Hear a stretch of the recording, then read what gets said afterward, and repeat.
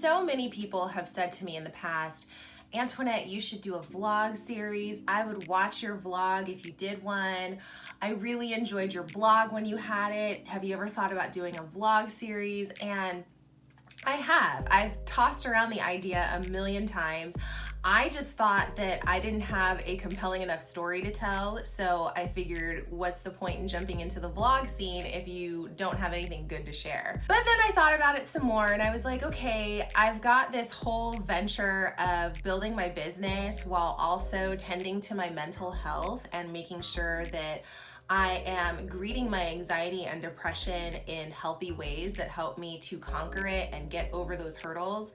So I figured, what the heck, I will chronicle my journey with that, and that'll be my vlog, and we'll see how it does. We'll see how it takes off. And also, since we've got this virus pandemic going out of control right now with COVID-19/coronavirus, I figure what better time than now to start chronicling some of this stuff, especially because with a pandemic like this and something that freaks out the public, that automatically revs up my anxious tendencies. And so I've been really having to work to keep those at bay. So, COVID-19. Okay, so this whole coronavirus thing from the start, I've never really been fearful so much of the disease as I have been about the idea of contracting it and then passing it to somebody else. We've got 2 small kids in the house. My parents are both above age 60, which they say that's where it starts to become a serious risk for people. And then my husband has respiratory issues as well as type 1 diabetes, so I don't really want him getting it either. So overall, my entire strategy throughout this has just been to kind of lay low and listen to what information is being put out there and respond accordingly. Now, that hasn't always been simple and easy. For instance, with my daughter, I've been really wanting to keep her home, but I don't want keeping her home to be something that negatively impacts her grades. So her father and I have been talking about that. It's been really difficult making a judgment call with regard to my daughter because she's in public school. My son is not in school yet. He will go into school next year. But with my daughter attending school every day and not wanting her grades to suffer, but also not wanting to have her be at any sort of increased risk, I've had a really hard time having to reason with my emotions so that I could figure out what the best plan of action would be that would ease my mind and also make sure that she's looked out for as well, while also keeping her grades intact, because I don't want her grades to suffer behind this. So far, the schools in the area where we live have not closed.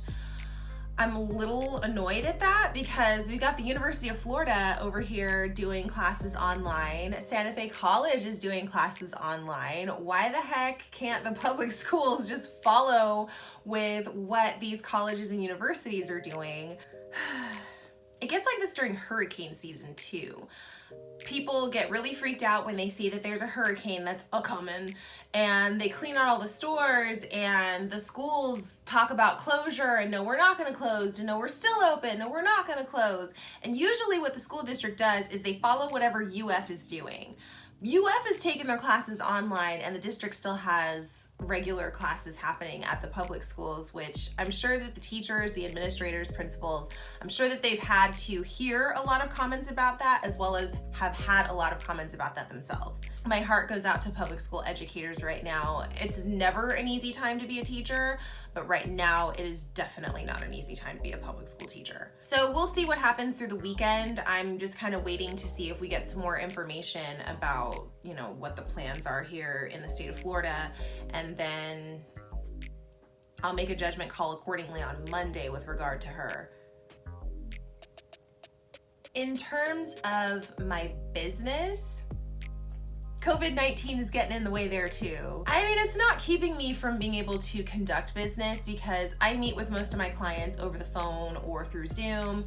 I tutor through Zoom, so I don't really have the issue of not being able to get to people or not being able to be hired by people who are willing to work virtually. It's just that marketing gets thrown off, so anytime you want to talk about something that is lower in precedent than some huge headline, which we have huge headlines this year. We have an election this year. We have the pandemic this year. We also have the impending financial crisis that I'm pretty sure is going to come from this. I mean, it's already starting to show in the market, which sucks. I'm not happy to see that coming, but at the same time, we also kind of knew. I mean, most economists have been predicting that there's going to be some type of a recession, an economic crash coming for a little while because we were doing well for so long. We were overdue for one. And so now you get a disease like COVID-19 and that sets the markets off.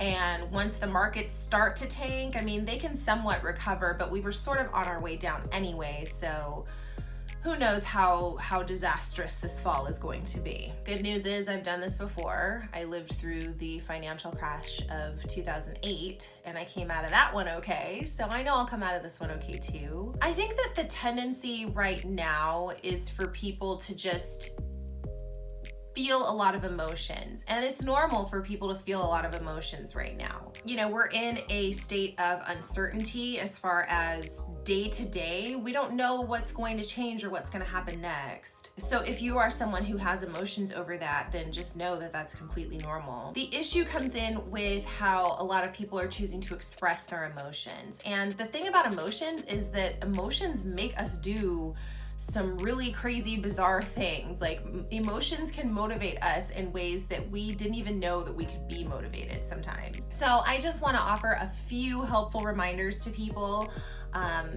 These are just my words of advice. You don't have to take them, but these are the things that I'm trying to live by right now. And so hopefully this will help you too. Definitely stay calm. You don't need to give in to panic and hysteria right now.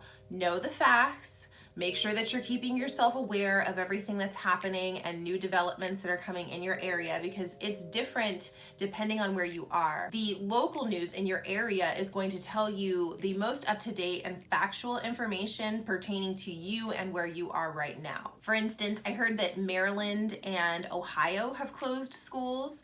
New York had yet to do so. California had yet to do so. So, I mean, it really is subject to your location as far as what's happening around you. Next, make sure that you're fact checking everything. It's really easy when you get emotional to decide that you're gonna run with certain narratives because they're right there in front of you and you're vulnerable when you're in an emotional state. So it's really easy to buy into some of the things that people might be telling you that might not actually be factual. Again, like I said, make sure that you are keeping up with your local news. Keep checking in with your local authorities, like in your town, in your city. Check in with your county, check in with your state, and then check in at the national level, because there's different developing stories in each of those arenas, and that's going to help you to stay up on the most up-to-date information that you need to know. But don't get caught up in running away on tangents on these social media posts. Don't get, flustered by the stuff that you see printed across the Yahoo homepage. Like, take a second to take a deep breath. And then take a serious look at the information that's being presented to you to figure out whether or not it's factual. It's a good idea to make sure that you are looking out for yourself, you are fact-checking everything that you are reading and coming across to make sure that it's actually true. You don't want to run off with any narratives that are untrue, because then you're spreading false information and that hurts other people too. Some other activities that you can do besides sitting and refreshing your browser window to see what the latest news is, or just sitting and watching the 24-hour news cycle on television. Go for a walk outside. I live in Florida, so it's probably easier for me to say this than some other people who are in northern territories, but it's very sunny outside right now. The weather's starting to warm up, so I'm definitely gonna take my son for a walk this afternoon. All that good weather also means that I can get some time in my garden.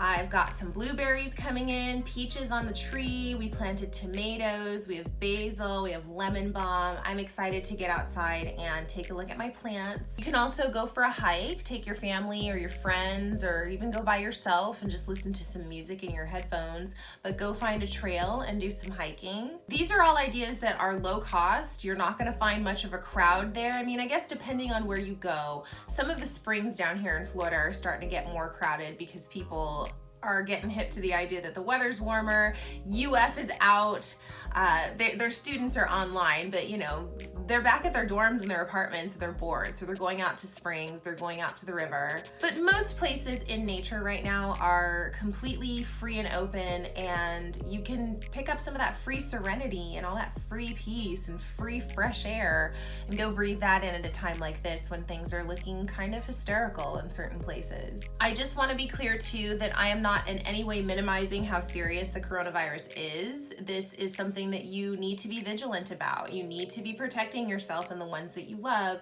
You need to be looking out for yourself. I'm just saying that if you're going to be vigilant and you're going to stay up on everything that you need to know, you don't have to sacrifice your peace in order to do those things. You can be vigilant and peaceful at the same time. So that's it for this vlog entry. I hope you guys enjoy it. I'm looking forward to coming back with more content.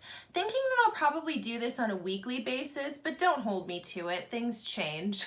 So be sure to subscribe to me. You'll see my links flashing on your screen right now. You can follow me at any of these areas. You can subscribe to me. You can leave me a comment. You can leave me some likes. You can share my stuff. I very much appreciate it. And yeah, you guys be safe. Look out for yourselves. Take care of yourselves. I'm always here if you need to talk. You can hit me up. I'm always on Instagram. But this isn't a time for you to panic. It's a time to just kind of take in what's happening and be an observer, but not an absorber. All right, guys, I'll check in with you soon. Thanks for watching my first vlog, and keep shining.